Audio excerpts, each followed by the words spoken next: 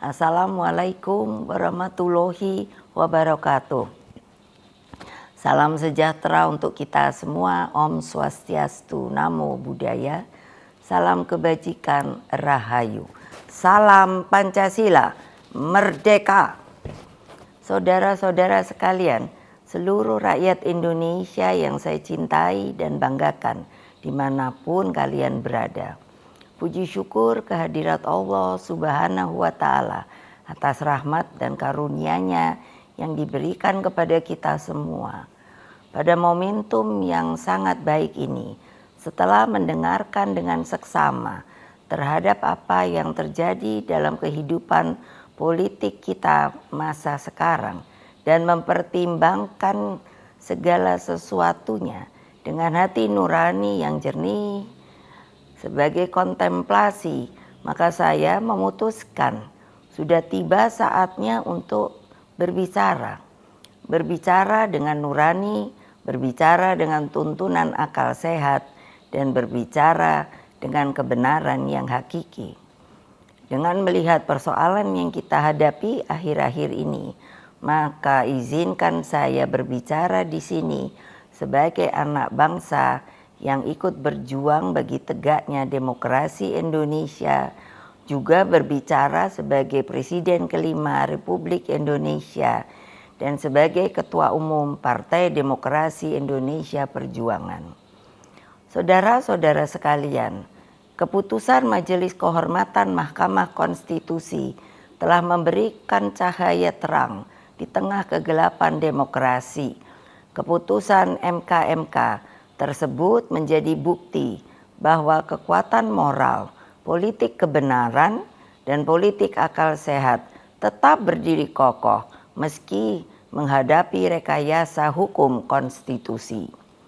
Kita semua tentunya sangat-sangat prihatin dan menyayangkan mengapa hal tersebut sampai terjadi. Berulang kali saya mengatakan bahwa konstitusi itu adalah pranata kehidupan berbangsa dan bernegara yang harus diikuti dengan seluruh-seluruhnya. Konstitusi tidak hanya ditaati sebagai sebuah hukum dasar tertulis, namun konstitusi itu harus memiliki roh yang mewakili kehendak, tekad, dan cita-cita tentang bagaimana bangunan tata pemerintahan negara disusun dan dikelola dengan sebaik-baiknya, seperti yang dicita-citakan oleh para pendiri bangsa. Apa yang terjadi saat ini mengingatkan saya ketika sebagai Presiden Republik Indonesia saat itu diperintahkan melalui perubahan ketiga Undang-Undang Dasar 1945 yang diatur dalam pasal 7B, pasal 24 ayat 2 dan pasal 24C tentang dibentuknya Mahkamah Konstitusi.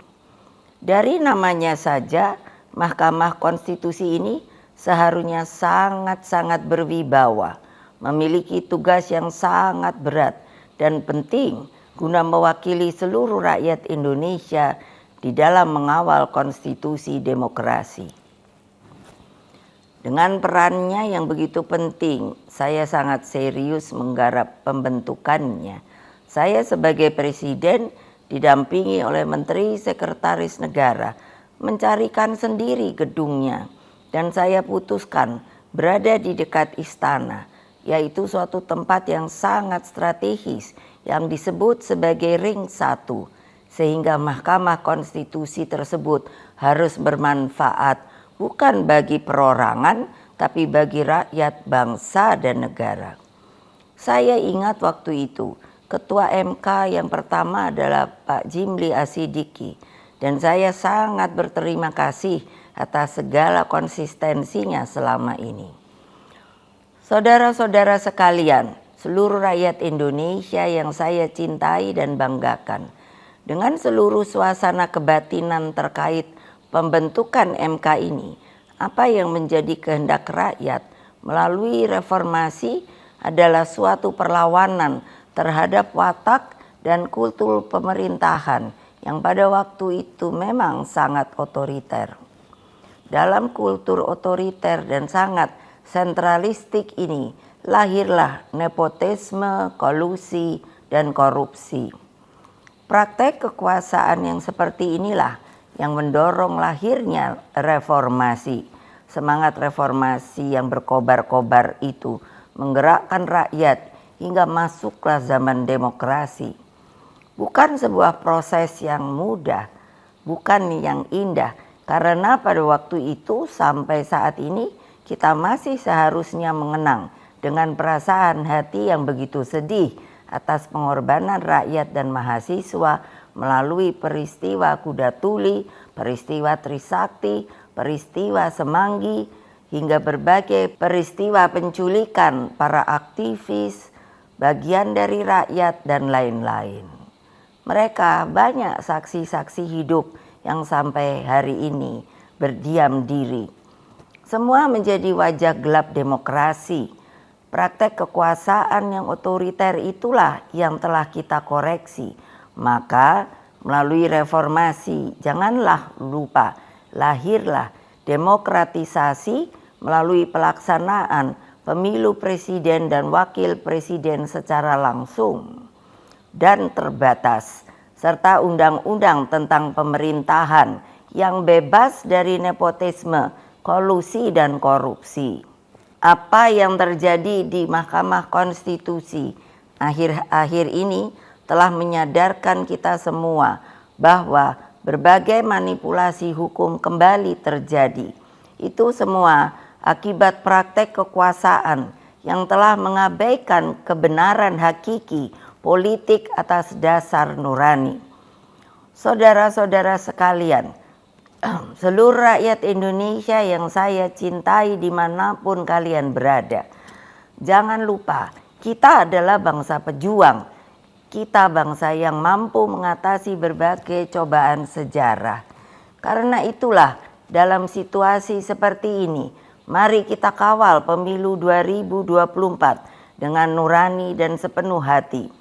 Kita jadikan pemilu 2024 sebagai momentum untuk mendapatkan pemimpin terbaik yang benar-benar mewakili seluruh kehendak rakyat Indonesia, mengayomi agar Indonesia menjadi bangsa hebat, unggul, dan berdiri di atas kaki sendiri.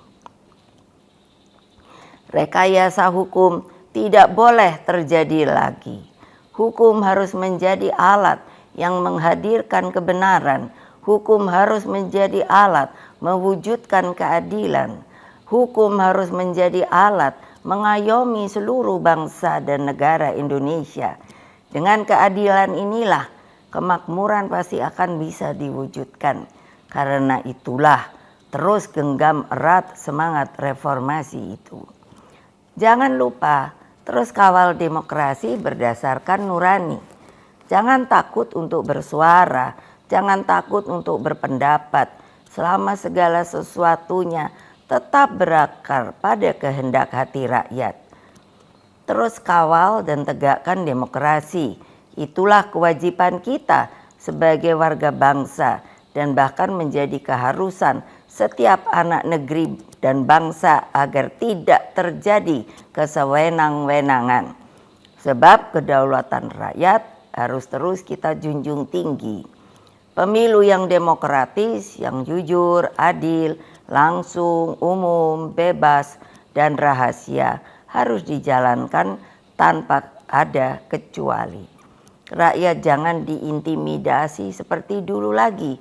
Jangan biarkan kecurangan pemilu yang akhir ini terlihat sudah mulai akan terjadi lagi. Gunakan hak pilihmu dengan tuntunan nurani. Semoga Allah yang Maha Kuasa meridui perjuangan kita. Merdeka, merdeka, merdeka. Terima kasih. Wassalamualaikum warahmatullahi wabarakatuh. Om Santi, Santi, Santi Om Rahayu.